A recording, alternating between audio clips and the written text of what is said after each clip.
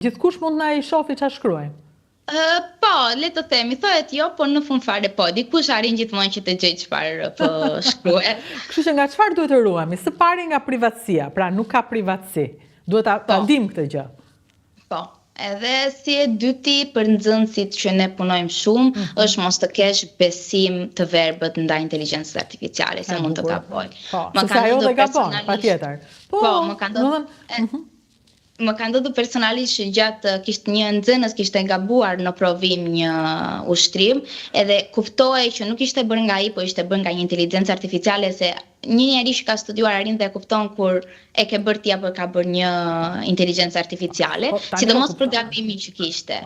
Shumë gjëra kuptohen tani, inteligjenca është e kuptueshme për ato që përdor, për gjuhën perfekte, për asnjë gabim, për përsëritjen që tani mua më duket, dikur më pëlqente ajo përsëritja e frazave, tani më duket si e bezdisshme. Do thënë artificiale.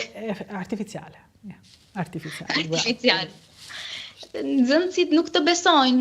Unë debatova duke thënë ke gabim, dha e mori, duke më thënë jo, nuk je ti mirë profesore, nuk vetëm mirë profesore, nuk është kështu. Mbas 5 minuta të mira që po debatonim, gjithmonë me tona të ulta dhe të mirëkuptueshëm, më tha, po jo, profesore, se mua ma tha ChatGPT-a që kështu bëj. Kështu që doli që e kishte përdorur.